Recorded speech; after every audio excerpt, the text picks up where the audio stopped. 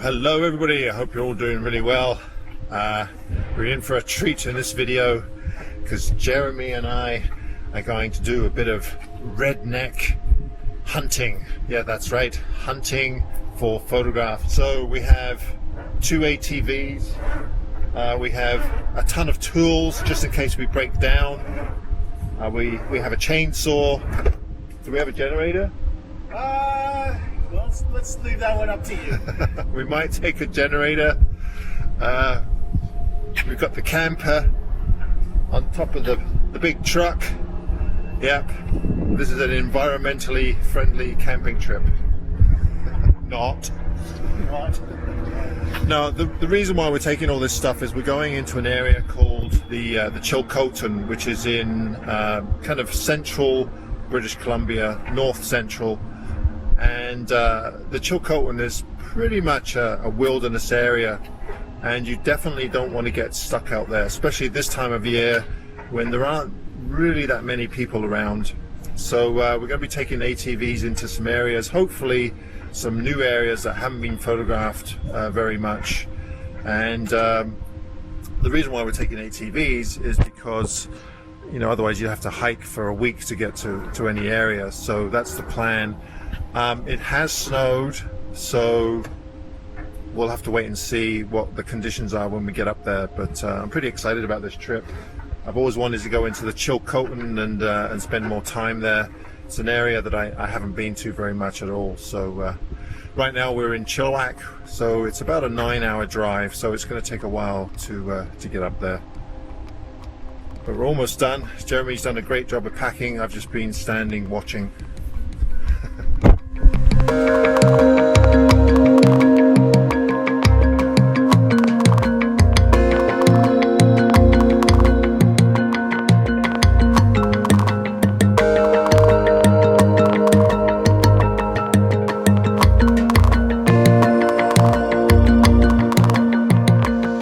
Well, after a bit of a drive yesterday, we made it to a town called Williams Lake, and now we're on our way towards the coast. We're going westward. We're not going to end up at the coast, but the mountains get quite a bit bigger to the west here.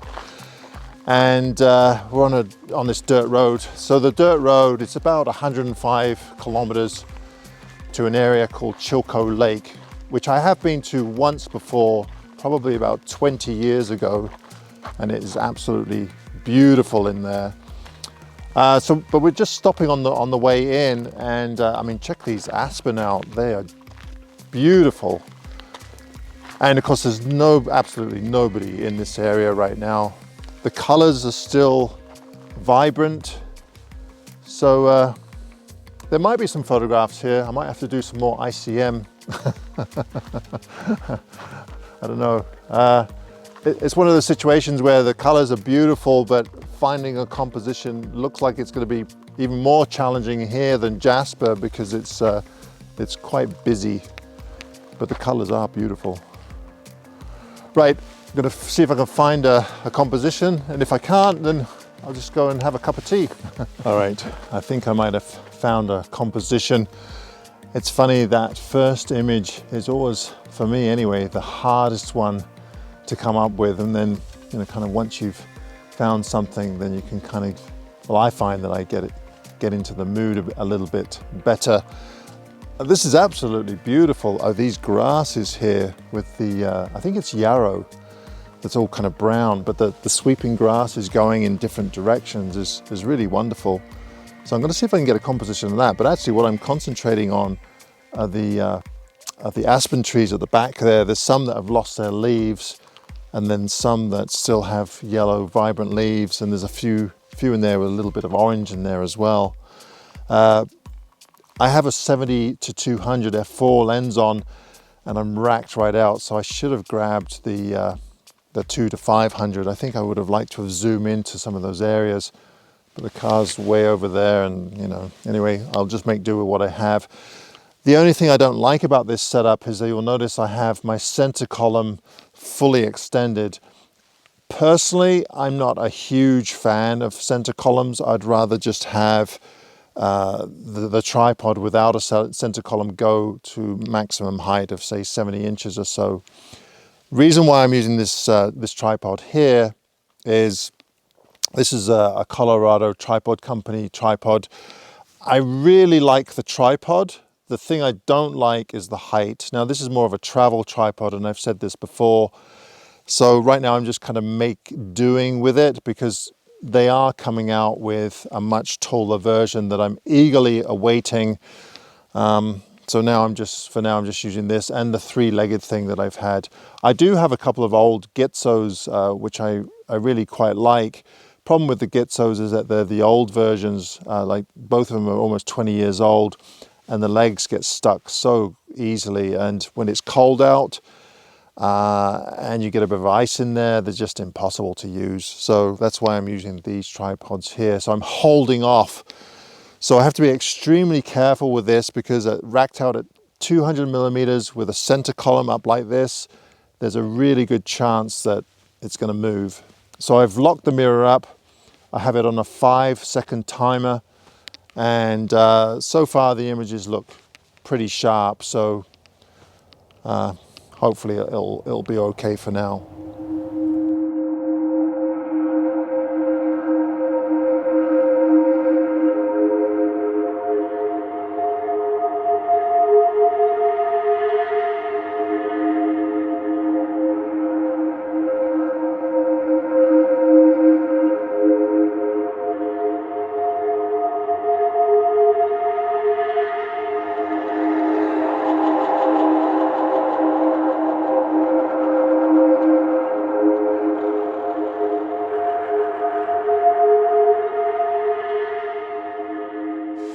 Okay, so the Chilcotin is known for its wildlife, and what you're looking at here is bear poo. Quite fresh actually, and there's lots of little spots around here where you can see where the bear's been rooting around. So there's quite a bit of bear poo around here. So you just got to be a bit cautious of bears. Just make lots of noise, and generally speaking, you'll be all right. Most of the time, the bears just run away. As long as they know where you are, then they usually avoid humans. So right now, I mean, it's really pretty in here, and the light is perfect. It's really beautiful because it's overcast, but we have a bit of directional side lighting coming here. So this area that I'm looking at right now, the colors are just so vibrant, and the aspen trees have a bit of directional light hitting the side of them. But it's the usual thing, composition is a little bit difficult because there isn't really any center of interest. I'm trying to find maybe an evergreen or just something to draw your attention to it. But with this scene here, I think I'm just going to go for the color and forget about the center of interest. I quite like the pano idea actually. So I'm going to take a number of images doing a pano, and then I'll take some individual images of just the full color beneath these trees here. Whenever I'm photographing trees like this, what I always try to do is, as best I can, is try to separate each tree so they're not overlapping with, say, a tree behind them. It's not always that easy to do because, in this case, there's just so many trees in the background. But I do the best I can. The main trunks I try to separate as much as I can. It just looks more orderly to my eye. That's why I do it.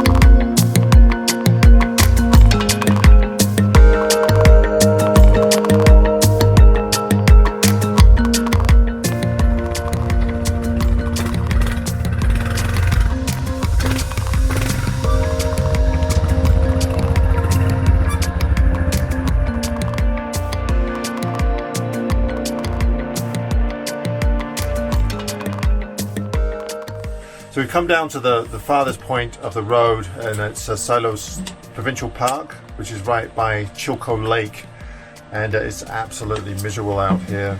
So Jeremy brought the truck down with one of the ATVs, and I drove behind him, and it was pretty wet. But we've got a fire going. You guys should check this out. This is really cool. Check this out. Oh, you just feel that heat.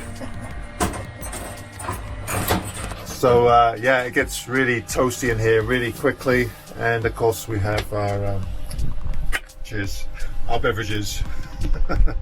The only way to camp, clamping.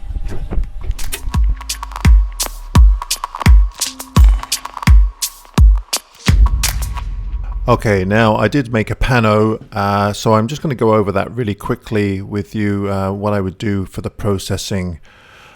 First of all, we have the two images here. Now I have done some basic adjustments on both of these images, as you can see here. Just brightened it up a little bit. I've brought down the highlights, and the blacks I've brightened up. I just kind of flattened it out because I like to add contrast and all that kind of stuff in the post-processing phase of putting this image together. So the first thing I'm going to do is just select both of them, and then right click, go to Photo Merge, Panorama. Now this will take a little bit of time, so just be patient here. Alright, so I leave it on spherical. If you go to perspective, it'll just look weird. Spherical is usually the setting that I use. I'm just going to go to Auto Crop and click Merge. And here is our pano. I'm just going to zoom in.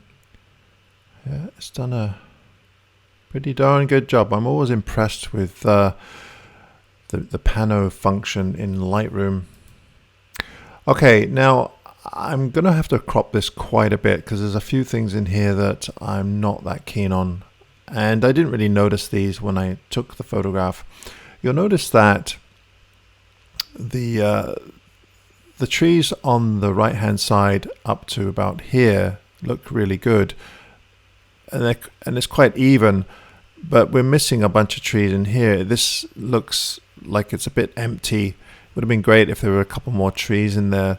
I guess at the time I thought that perhaps this little tree with the full foliage would be enough, but it just looks off balance to me. Also the white sky I didn't want to include in the photograph. It's just too distracting. So I'm just going to go up to the crop button here, and you can see the original crop that we made. Now this is going to be pretty drastic. I'm going to crop it, I think, about there. And then I'm going to bring this way over to there. Now another way I could have made this pano, I could have just taken a shot with a wide angle lens and included more and then just crop it that way. The problem with wide angle lenses is that a lot of the time you're kind of pointing downwards or upwards, and it just makes the trees converge. Even at 46 millimeters, you can see that some of the trees are leaning over a bit, but we'll sort that out in Photoshop. Okay, so there's our crop. First thing I'm going to do is reduce this to 1/16 size, and I'm going to grab a radial filter here, and I'm going to darken a lot of the edges. What I want to do is bring people's attention to the center of the frame, especially this tree here. I really like this background tree and the full foliage. This here can definitely be darkened a bit, and I can darken up here a little bit. So I'm going to bring this way, way, way, way down.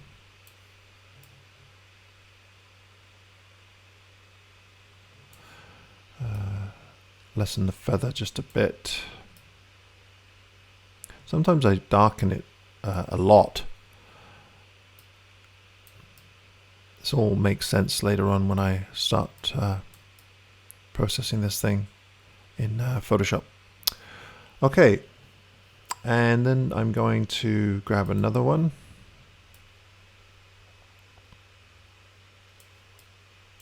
Except this time I'm going to invert it. I'm just going to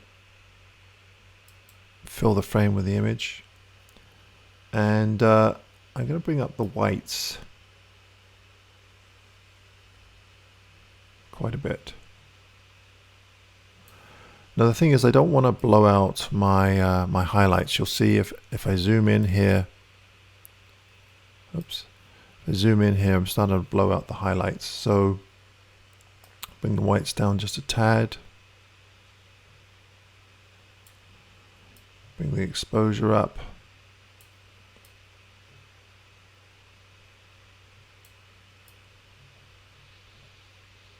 Just kind of want them right on the verge. Okay, let's try that. Okay, that looks pretty good.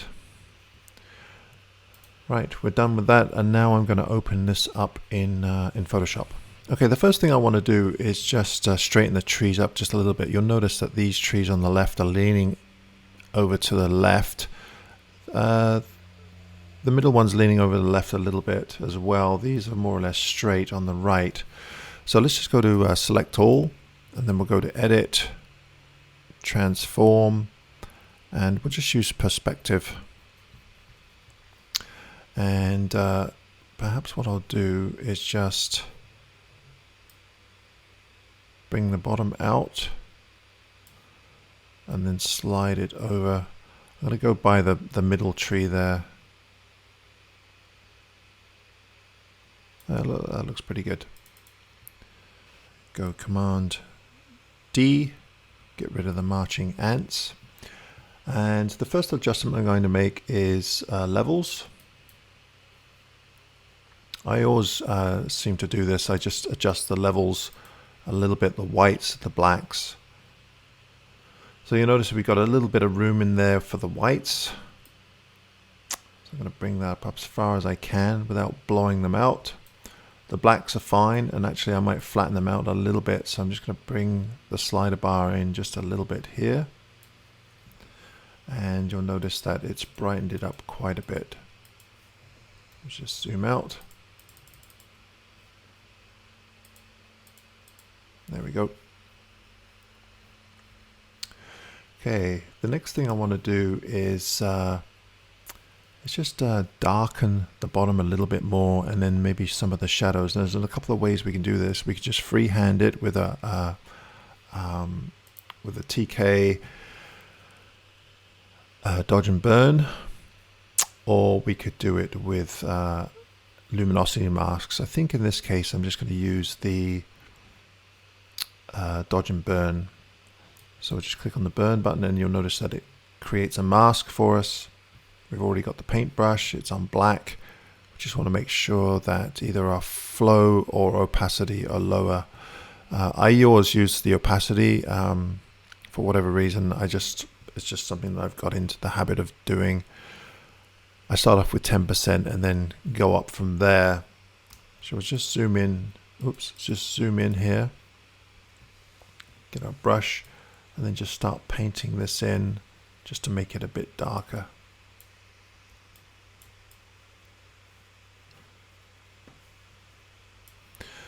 And I think what I'm going to do here, I'm going to load up the luminosity masks, and I'm looking for a mask that will only affect the shadows in the background, not the highlights. So it's probably going to be a mid-tones, or maybe it is a darks. Oh, it is a darks, okay. So you'll notice darks too. So white reveals, black conceals. So we'll pick that, and then we're going to go with a burn layer. Let's get rid of these marching ants. So we just press Command H, and that just hides them. You'll notice that they're still active. Just going to zoom in here. And with our paintbrush, just going to paint. No, I might have to use a higher. Oh, it is darkening it. I'm going to try 20%.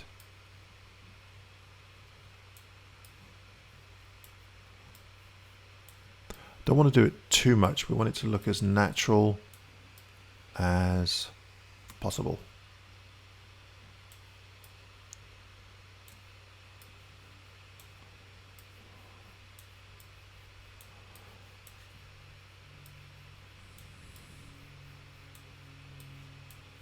Okay. And Command D for deselect. Okay, now there's areas in here that I want to brighten. Now I could use a luminosity mask, and we'll just have a look what we have here. Lights, lights. Okay, let's try lights 2. And then we're going to go with dodge. Command H to hide them. And we go to 10%. Now you'll notice now that it's on a white brush. And I'm just going to paint in this tree back here and then some of these leaves. I want them to be as bright as possible, but not blow them out. So let's try 20.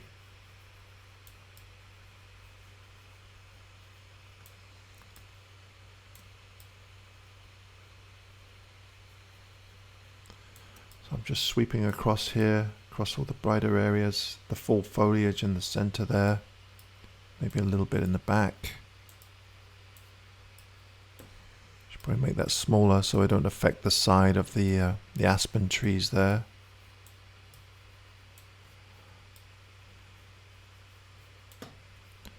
And of course, if you want to see what areas you've affected, then you can just go to the layers and click on the little eye button here. So it's quite subtle. Okay, Command H. Oh, sorry, D. Get rid of those. Okay, and lastly, I just want to give the trees a little bit more dimension. So I'm going to go over these freehand, a little bit more of a shadow and a little bit more highlights on some of them. You'll notice that most of the trees have brighter area on the left side, darker on the right. So let's start off with dodge again. We'll go to 10%, and I'm going to cheat here a little bit. I'm going to go quite quickly with this. Just make the brush quite small. Just click on the top, and because the trees are straight, I'm just going to hold down the Shift key and just kind of paint that in a little bit.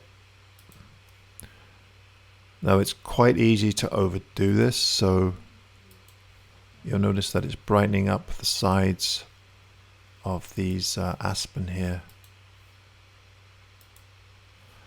This one we don't want to brighten up anymore because it's pretty bright. Already. This one here we can do a little bit more. Just the main trees, not all of them. We don't want to spend hours on this thing.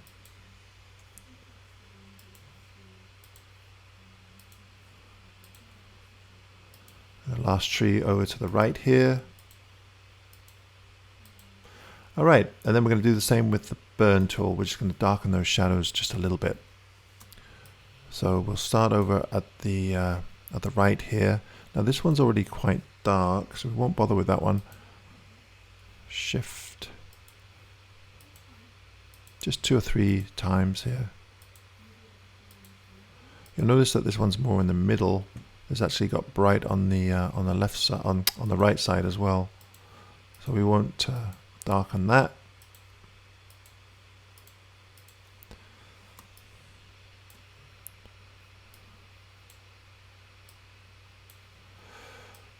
The middle tree.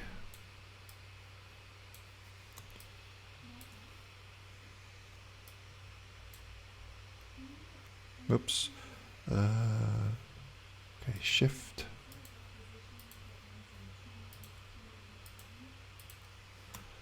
And then this one here.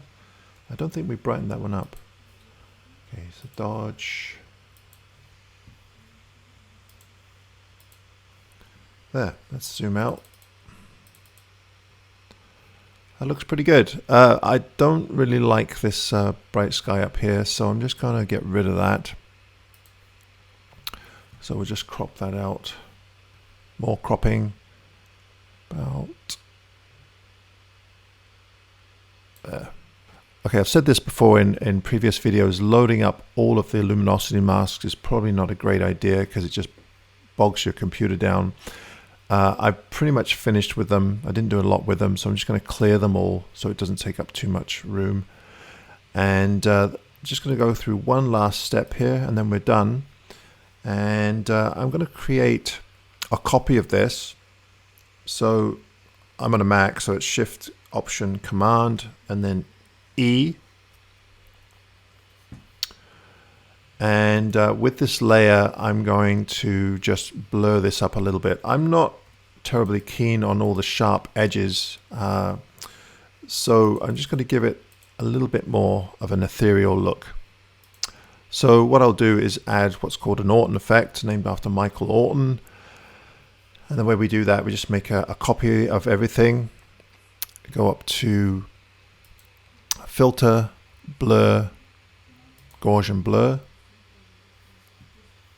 And I'll keep it around just under 40 pixels. Press OK.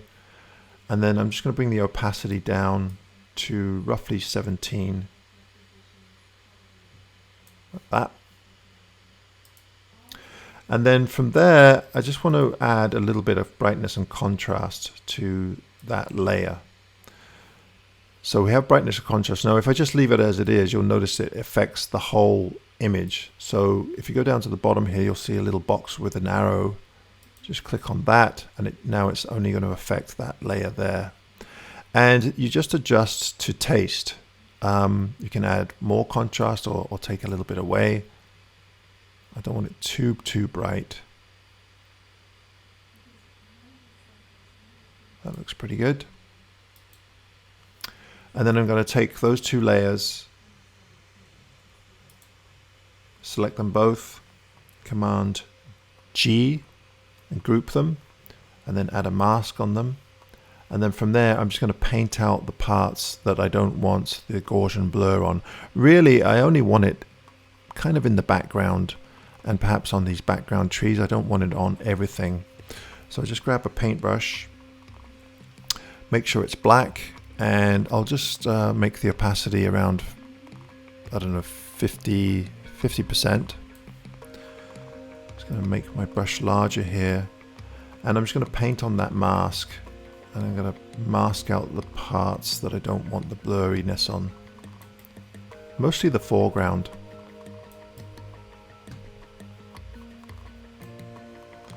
Just reduce the size of this, just paint the trees a little bit.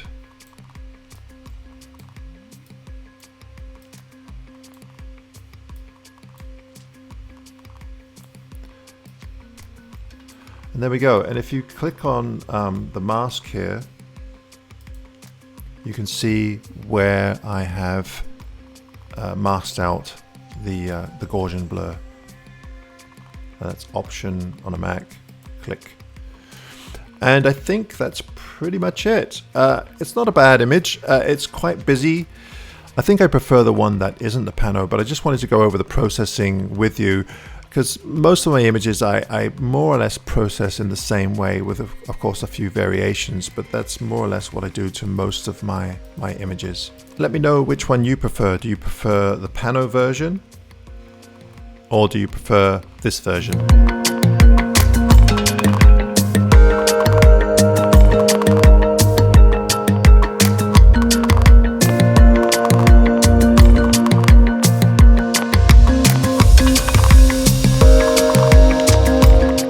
That's it for this week, folks. Thanks ever so much for watching. If you enjoyed the video, please be sure to give me a thumbs up.